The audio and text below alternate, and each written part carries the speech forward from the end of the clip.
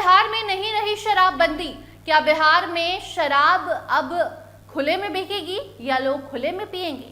ये सवाल इसलिए उठ रहे हैं क्योंकि कई सारे ऐसे मामले सामने आ रहे हैं जिसे देखकर बिहार सरकार पर, बिहार सरकार की पुलिस प्रशासन पर, मद्य निषेध विभाग पर सवाल उठना लाजमी है। जी हाँ, दरअसल अभी जो मामला है वो नवादा से सामने आया है, जहां पर 10 लाख, समझिए 10 लाख रुपए की विदेशी शराब जब्त की गई है।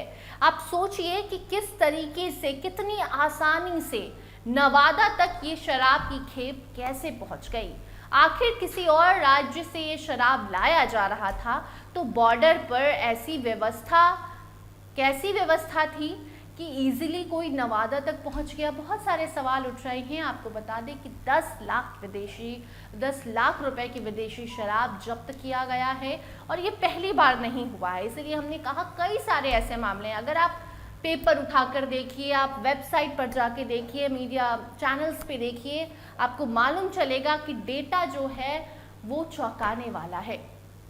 हर रोज बड़ी मात्रा में शराब की खेप बिहार से पकड़ी जा रही है, तो भला ये कैसी शराबबंदी है? यही सवाल बिहार की जनता भी पूछ रही है और दूसरे राज्य के लोग भी अब पूछने लगे हैं। क्योंकि देखिए, जब से रिपोर्ट सामने आई, सर्वे किया गया, रिसर्च किया गया, तब से बिहार में शराबबंदी का मुद्दा फिर से गर्मा चुका है। कई सारे नेता मंत्रियों ने अपने अपने तरीके से जवाब देना शुरू कर दिया है। लेकिन सबसे बड़ी बात यह है कि अगर बिहार में शराबबंदी को सफल बनाने की कोशिश की जा रही है, और ये 2, 3, 4, 10 महीने से नहीं बल्कि 10 साल से, तो आप सोचिए कि ये कैसी शराबबंदी सफल हो रही है कि 10 साल से शराबबंदी और पुलिस प्रशासन पर, मद्य निषेध विभाग पर इतना सारा खर्चा करने के बाद भी सब कुछ फेल हो जा रहा है। सिर्फ शराबबंदी अभी कागजों पर ही सीमित है। जमीनी स्तर पर अगर आप देखेंगे तो शराबबंदी की धज्जियां उड़ाई जा रही है और पुलिस प्रशासन कह रही है कि हम तो अपना काम कर रहे हैं।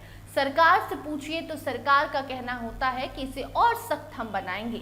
लेकिन अब आप कितना सख्त बनाएंगे, ये सवाल पूछ रहा है बिहार।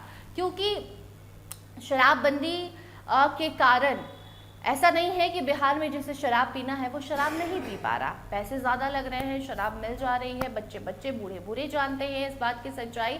लेकिन इससे भी बड़ी बात यह है कि शराबबंदी के बाद सूखे नशे का ट्रेंड काफ़ी ज़्यादा बढ़ गया है। अगर आप राजधानी पटना के जंक्शन पे जाइए, बस स्टैंड जाइए, वहाँ पर जो गरीब तबके लोग होते हैं वो नशीली पदार्थ ऐसा लेते हैं जो ज़िंदगी बर्बाद, तबाह कर देती है। लेकिन सरकार इस बात को समझ नहीं रही है और अब जब नवादा से 10 लाख रुपए की विदेशी शराब जब्त की गई है तो फिर से ये तस्वीर उस कहानी को बयां कर रही है जिस कहानी पर सरकार 10 साल से काम कर रही है, लेकिन वो कहानी पूरी ही नहीं हो रही है और उसमें नया नया ट्विस्ट आते जाता है।